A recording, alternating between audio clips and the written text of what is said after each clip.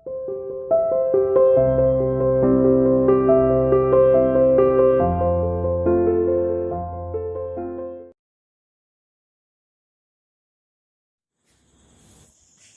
morning students, how are you? You are welcome to CR International Online Classes. आज का 12th arts के अंदर assignment number 72 दोनों के लिए कॉमन है, इंग्लिश और हिंदी मीडियम के लिए। टॉपिक है परमानेंट सेटलमेंट। परमानेंट सेटलमेंट का मतलब समझिएगा, परमानेंट सेटलमेंट को स्थायी बंदोबस्त कहते हैं। स्थायी बंदोबस्त क्या होता है? स्थायी बंदोबस्त ये 1793 में लॉर्ड कॉर्नवालिस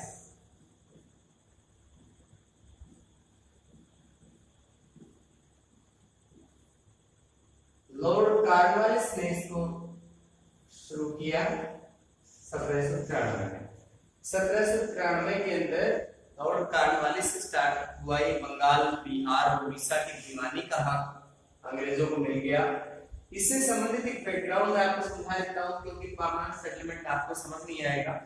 इसमें 1757 में प्लासी की लड़ाई हुई, 1764 में बक्सर की लड़ाई हुई, 1765 में इलाहाबाद की संधि हुई। इलाहाबाद की संधि का मतलब था कि एक तरह से राजनीतिक नियंत्रण अंग्रेजों का हमारे देश पर स्टार्ट हो गया, खास तौर पर किस इलाके पर, जो कि उस समय बहुत ही ज्यादा उच्च उत्पादकता वाला और आर्थिक दृष्टि से एक समृद्ध क्षेत्र था हमारा। बंगाल, बिहार और उड़ीसा के क्षेत्र पर उस समय सरकार का, ईस्ट इंडिया कंपनी की जो गवर्नमेंट थी, उनका नियंत्रण स्थापित हो गया। अब उन्होंने क्या किया कि हमारे देश के जो यहाँ पे स्थायी बंदोबस्त की व्यवस्था लागू की, क्योंकि अंग्रेज बहुत बड़ी संख्या में हमारे यहाँ नहीं थे, वो लिमिटेड संख्या में थे। हमारे ही अपने देशवासियों को पुलिस वगैरह में या आर्मी में भर्ती करने के बाद उन्हीं से काम लेते थे। वो मुट्ठी भर अंग्रेज हमारे देश की फूट डालो शासन करो की नीति को आजमाते हुए, अपनाते हुए कामयाब हो गए। उनकी इसी तरह की ये पॉलिसी थी। 1765 की संधि में अब उनका एक तरह से मजबूत पक्ष हो गया। उन्होंने भारतीय शासकों को हरा दिया। मुगल सम्राट शाह आलम द्वितीय, बहादुर शाह जफर द्वितीय और इस तरह के जो बहादुर शाह जफर द्वितीय जो है वो 1857 की क्रांति में हरा चुके थे उन्हें। और ये जो 1757 और जो 64 का युद्ध है, सिराजुद्दौला, शुजा-उद-दौला, मीर कासिम, मीर जाफर सबको हरा चुके थे। तो महत्वपूर्ण जो शासक थे वाजिद अली शाह, अवध के नवाब, इनको भी हरा चुके थे। तो इसके अंदर अब इनके पक्ष में चला गया था पूरी तरीके से, सारा ही समर्थन अब उनके पक्ष में था। अब उन्होंने क्या किया कि मनचाही नीतियों को यहाँ पे लागू करने के बारे में सोचा। हमारे देश की अर्थव्यवस्था के बारे में वो खूब अच्छे से समझते थे कि इंडिया की अर्थव्यवस्था कैसी है।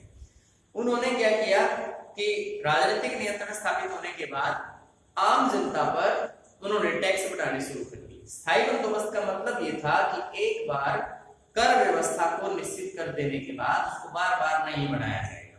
ये परमानेंट सेटलमेंट था। इसके लिए जगह का नाम क्या था? बंगाल, बिहार और उड़ीसा। विशेषतः इसके लिए बंगाल फेमस है। लागू करने वाला कौन था? Lord Cornwallis. लॉर्ड कॉर्नवालिस के शासनकाल में इसको लागू किया गया था। 1793 में इसको लागू किया गया। और इसका मतलब ये था कि रोज रोज जो विवाद की स्थिति बनती है, जमींदार लोग टैक्स कलेक्शन करने जाते हैं, किसान लोग उस टैक्स को पे नहीं करते हैं, फिर वो राजस्व को आगे जमींदार भी जमा नहीं करा पाते हैं। तो हमारे यहाँ पे जो लॉर्ड कॉर्नवालिस की जो स्थायी बंदोबस्त वाली नीति थी, ये डायरेक्टली किसके साथ कॉन्ट्रैक्ट हुआ? इसका जमींदारों के साथ। जमींदारों के साथ इसका कॉन्ट्रैक्ट था।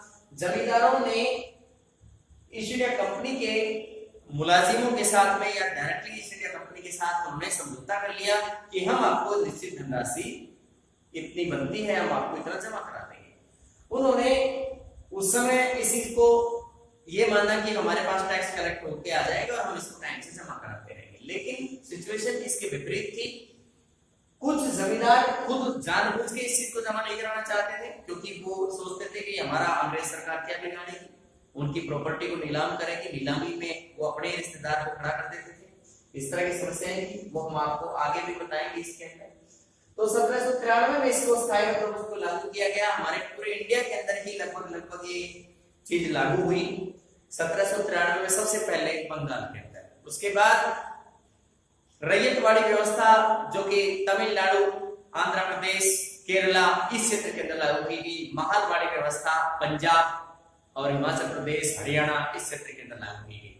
महलवाड़ी की व्यवस्था का मतलब था महलों के साथ में, नंबरदारों के साथ इसका समझौता था। रैयतवाड़ी में डायरेक्टली रैयतों के साथ में समझौता था। तो महलवाड़ी और रैयतवाड़ी ये दोनों व्यवस्थाएं ऐसी थी, स्थायी बंदोबस्त की दोनों व्यवस्थाएं ऐसी थी जिनमें बार बार टैक्स बढ़ाने की व्यवस्था की गई थी। अगर जरूरत पड़ी तो अगले साल जैसे किसान की बचत ज्यादा हो रही है, सरकार को लगता है कि टैक्स और बढ़ना चाहिए तो बढ़ा देते हैं। लेकिन बंगाल और बिहार, उड़ीसा के अंदर ऐसा नहीं था। वहां स्थायी बंदोबस्त को एक बार परमानेंटली इसको लागू किया गया और इसको लागू करने के बाद इसको बार बार नहीं बढ़ाने के बारे में इसको विचार किया गया था। इसके अंदर फार्मर्स रिड्यूस्ड सम वैल्यूज, क्योंकि फसलें बहुत कम, कभी कभी ऐसा होता था मॉनसून समय से नहीं आई, उत्पादन कम हो गया, कभी कभी किसान की उपज जो है उसकी मूल्य कम है, इस तरह की समस्या आ गई। कभी कभी जैसे किसान के अपने खर्चे ज्यादा हो गए हैं, इस वजह से बचत नहीं हो पाई, उसने जमा नहीं किया, इस तरह से वो सबमिट उसने नहीं किया। भू राजस्व जो है किसान ने सबमिट नहीं किया जमींदार को। जमींदार का डायरेक्टली लिंक था ईस्ट इंडिया कंपनी के साथ। किसान उसको मना कर रहे हैं, नहीं जमा करा रहे, वो बढ़ता चला गया। भू राजस्व जमा ना कराने का कारण, इसकी कुछ रीजंस हैं। भू राजस्व जमा क्यों नहीं कराया जा रहा था? क्योंकि कुछ जमींदारों को ये विश्वास था कि उनका कुछ नहीं बिगड़ेगा, आखिर में नीलामी होगी, जमींदारी की नीलामी हो जाएगी। जमींदारी जो जमीन उसको मिली हुई है जमींदार को, वो नीलाम हो जाएगी। नीलाम होने के बाद वो नीलामी अपने ही किसी रिश्तेदार या अपने परिवार की किसी महिला के नाम पे उसको फिर दोबारा से उस नीलामी को छुड़वा लेंगे और उसकी हो सकता है उसकी नीलामी में कोई भी उसे ना ले लिया। ऐसे नहीं था। कुछ जमींदार इतने शक्तिशाली थे कि उनके विपक्ष में कोई भी दूसरा कैंडिडेट खड़ा होने के लिए नीलामी में जाता ही नहीं था और अंतिम रूप से नीलामी उसी के नाम से फिर कम पैसे में छूट जाती थी, उसको बड़ा फायदा होता था। इसी तरह से अंग्रेज सरकार ने कानून लागू किया था कि महिलाओं की प्रॉपर्टी को जबरदस्ती नहीं छीना जाएगा। तो इसकी आड़ लेते हुए जमींदारों ने क्या किया कि जो नीलाम होने वाली जमींदारी है उसमें से कुछ परसेंट जमीन को अपनी महिला, अपनी माता, अपनी बहन, अपनी वाइफ इस तरह से उनके नाम पे कर दिया और वो उनकी जमींदारी बच गई। इसके अलावा कुछ जमींदार लोग जानबूझ के इसको नहीं देना चाहते थे, वो ईस्ट इंडिया कंपनी को गुमराह कर रहे थे, जमींदारों को गुमराह कर रहे थे। इसके अलावा और क्या रीजन हो सकता है इसके लिए? सरकार ने इसकी कर व्यवस्था बहुत ऊंची रखी थी। अगर देते भी जमींदार जमा भी कराते तो वो जमा कराते कैसे? उनके पास तो बचत कम थी। अगर ये टैक्स जो इतना ज्यादा रख दिया गया, कभी तो जैसे 30%, 40% इतना टैक्स रख दिया गया। अब किसान ये इसलिए रखा गया क्योंकि परमानेंट सेटलमेंट था, इसको बार बार बढ़ा नहीं सकते थे। सरकार ने सोचा कि हो सकता है किसान की जो पैदावार है ज्यादा हो जाए, हम इसको बढ़ा नहीं पाएंगे, तो क्यों ना इसको शुरू में ही इसको ऊंचा लेके चलते हैं, यानी ज्यादा मतलब मांगते हैं किसानों से। तो इसमें बड़ी समस्या की बात आई। जमींदारी की नीलामी उन लोगों के लिए हुई जो किसान या जमींदार टाइम से अपना जो राजस्व है या जो रिवेन्यू है, लैंड टैक्स है, उसको जमा नहीं कराते हैं, तो जमींदारी की नीलामी हुई। जमींदारी की नीलामी में जमींदार ने अपने ही किसी रिश्तेदार को खड़ा कर दिया और उसको कम कीमत में छुड़वा लाया, या फिर ऐसा हुआ सबसे ऊंची बोली लगा दी और बोली लगाने के बाद पैसे देने से मुकर गया और इसलिए वो नीलामी जो है फर्जी घोषित हो गई। फिर दोबारा से नीलामी हुई, फिर ये इसी तरह की कहानी को दोहरा दिया गया। फिर तीसरी बार नीलामी हुई, फिर ऐसे ही कर दिया गया। बार बार नीलामी होने की वजह से नीलाम करने वाले और ईस्ट इंडिया कंपनी के जो अधिकारी थे वो भी थक गए, परेशान हो गए। अब क्या करें? तो ये समस्या जमींदारी की जो नीलामी है, अंतिम रूप से बहुत ज्यादा संख्या में जमींदारी नीलाम हुई और नीलाम होने के बाद वापिस ज्यादातर जो जमींदारियां वापिस उन्हीं जमींदार के पास फिर दोबारा लौट गई, क्योंकि कुछ व्यवस्था ऐसी थी, कुछ परिस्थितियां ऐसी हो गई और जमींदार खुद भी बहुत तेज थे।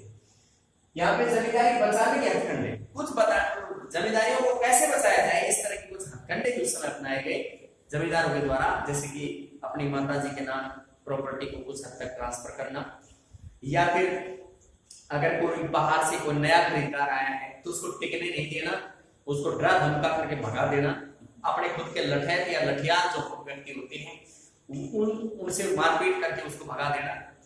कई बार ऐसा होता था कि रैयतों के साथ में जमींदार के बहुत अच्छे रिलेशन होते थे, वो जमींदार उनको बोल देता था कि कोई नया खरीदार आएगा तो उसको यहाँ अपने खेतों में घुसने ही मत दो। तो इस तरह की दिक्कतें आती थी, जिसकी वजह से जमींदारियां बचाने का उनकी जो टेक्निक्स थी वो कामयाब हो गई और उनके हाथ से ये जमीनें कहीं नहीं गई, यानी पूरी तरह से जमींदार के नियंत्रण में ये चीज बनी रही। इसके बाद और जमींदारियों को कंट्रोल करने का क्या तरीका था कि कुछ परसेंट जमा कर देते थे, कुछ परसेंट के लिए आश्वासन देते थे कि हम नेक्स्ट टाइम तक उसको जमा कर देंगे, फिर उसको ड्यू रखवा लेते थे। इस तरह की बातें होती थी। सरकार काफी हद तक सख्त थी, लेकिन फिर भी उसको लचीला रूप थोड़ा बहुत निभाना पड़ता। इसके बाद टॉपिक नंबर 2 है occupations of Santhals and Paharias. Santhal लोग और पहाड़िया ये दोनों ही जनजातियां हैं। संथाल लोग की जो जीवन शैली है वे काफी हद तक स्थायी जीवन जीना पसंद करते हैं, वाणिज्यिक और व्यापारिक खेती करना पसंद करते हैं। अंग्रेजों को भी इनकी खेती और इनकी जीवन शैली को पसंद किया उन्होंने। ये एक सामान्य सीधा साधा जीवन जीने की कोशिश करते हैं, स्थायी रूप से एक परमानेंट निवास बना लेते हैं। ये गांव होते हैं, छोटी छोटी ढाणियां होती हैं। लेकिन पहाड़िया लोग ऐसे नहीं होते, ये कबीलों के अंदर पाए जाते थे। बार बार हमला करके दूसरे के क्षेत्र पर कब्जा करना, लूट खसोट करना, पशुओं की लूट करना, खासतौर पर मैदानी इलाकों में रहने वाले किसानों के विभिन्न संसाधनों को लूट करके अपने क्षेत्र में ले जाते हैं। ये पहाड़िया लोगों की जीवन शैली इस तरह की थी कि अगर उस क्षेत्र से कोई भी व्यक्ति गुजरता है तो उसे टैक्स देके जाएगा पहाड़िया लोग। अगर कोई व्यापारी उस क्षेत्र से गुजरता है, परमानेंट गुजरता है, तो उसको पथ कर देना पड़ेगा, उसको वहां से गुजरने के लिए उसको पथ कर देना पड़ेगा। उसके बदले में पहाड़िया लोग उसकी गारंटी लेंगे कि उसके ना तो माल लूटेगा और उसके जीवन की सुरक्षा भी वो करके देंगे। इस तरह से संथाल लोग चावल, तंबाकू, कपास इस तरह की फसलें उगाने लगे, नील जैसी फसलें उगाने लगे।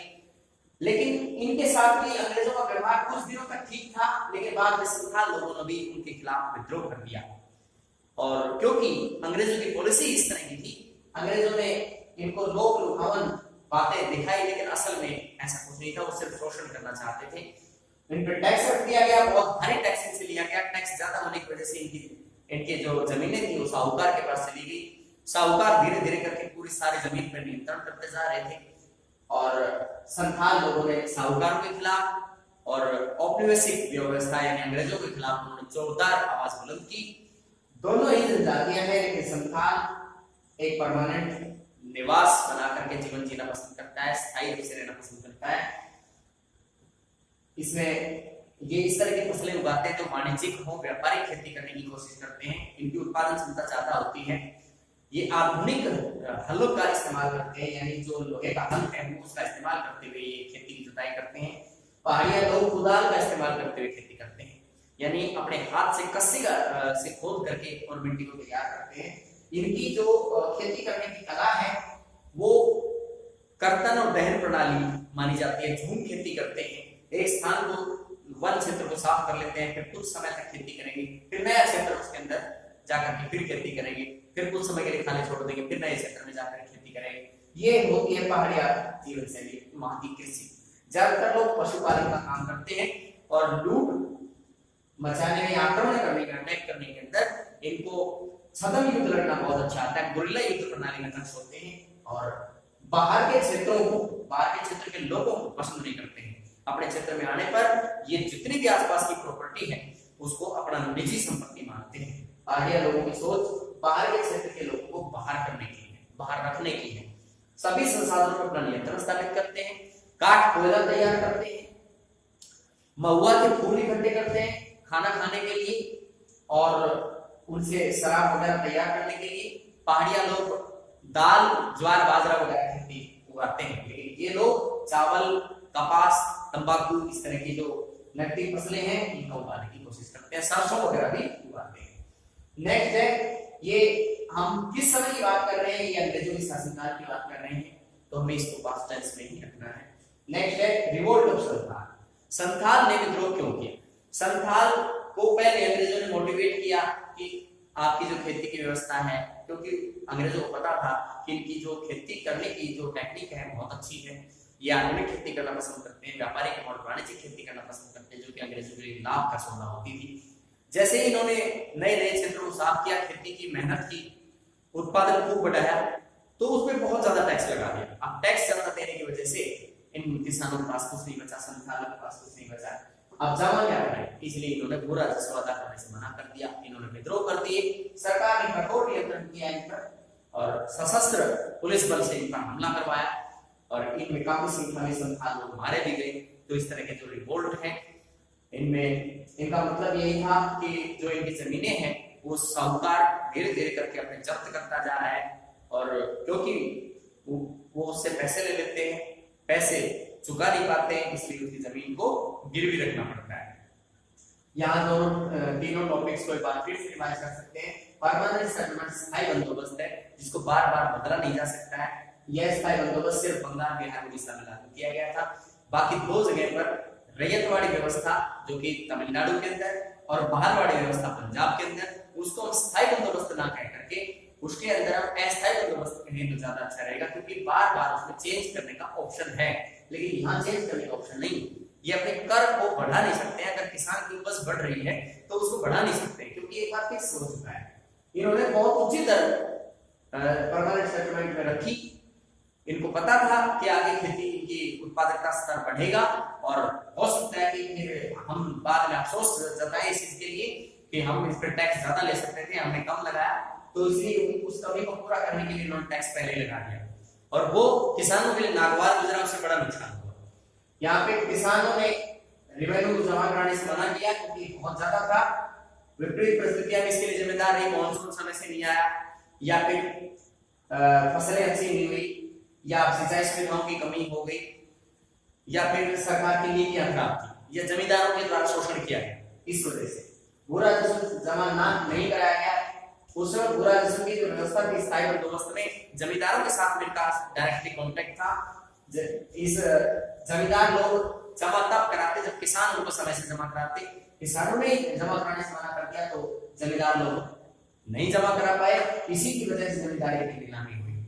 जब कोई भी राजस्व अदा नहीं कर पाया तो ज्यादातर जो जमींदारियां हैं, जो जमीनी थी, जो जमींदारों के नाम पे उनको दी गई थी, उनको नीलाम करना पड़ा। नीलामी के अंदर जमींदार बहुत तेज व्यक्ति होते थे, उन्होंने अपने ही रिश्तेदारों के नाम पे नीलामी में उसको छुड़वा लिया। कम कीमत पे उनको वही जमीन फिर दोबारा से मिल गई।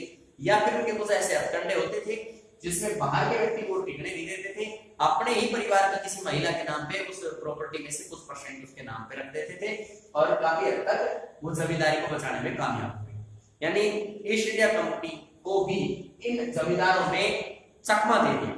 नेक्स्ट है इसमें संथाल और पहाड़िया लोगों की जीवन शैली, उनके व्यवसाय के बारे में। दोनों का व्यवसाय कृषि, पशुपालन, लेकिन इनकी जो कृषि की का स्तर है वो बहुत अच्छा है, आधुनिक कृषि स्तर है। ये आधुनिक कृषि यंत्रों से खेती करते थे और उनके पहाड़िया लोग आधुनिक कृषि यंत्रों से खेती नहीं करते थे, आदिम कृषि करते थे, झूम खेती कृषि करते थे। किसी एक क्षेत्र को साफ करने के बाद फिर उसको कुछ साल खेती करते, फिर नए क्षेत्र को साफ करते। इसलिए ये पर्यावरण के लिए बहुत अच्छे, मतलब ये तरीका ठीक नहीं था। अंग्रेज लोग इसको विरासत मानते थे इस तरह की पॉलिसीज को। वो इन लोगों को, पहाड़िया लोगों को अपराधी समझते थे, इन पे ज्यादा विश्वास नहीं करते, लेकिन संथाल लोगों पे विश्वास करते थे। इनको उन्होंने व्यापारिक और वाणिज्यिक खेती करने के लिए ज्यादा से ज्यादा उकसाया, इनको मोटिवेट किया। नील जैसी खेती कराने के लिए इनको तैयार किया गया था, लेकिन टैक्स ज्यादा बढ़ने की वजह से संथाल लोगों ने भी अंग्रेजों का विरोध किया। इसके बाद इसमें संथाल विद्रोह क्यों हुआ? क्योंकि साहूकारों के टैक्स ज्यादा बढ़ गए और सरकार की जो साहूकार के प्रति जो किसानों की देनदारी थी वो बढ़ती चली गई, वो उसको पुगा नहीं पा रहे थे, यानी भुगतान नहीं कर पा रहे थे। और इस वजह से संथाल लोग साहूकार के खिलाफ, अंग्रेजों के खिलाफ एकजुट होकर के इन्होंने विद्रोह किया, सशस्त्र विद्रोह किया और अंग्रेजों ने उस विद्रोह को सशस्त्र तरीके से दमन कर दिया। बहुत बड़ी संख्या में संथाल लोग मारे गए। धन्यवाद।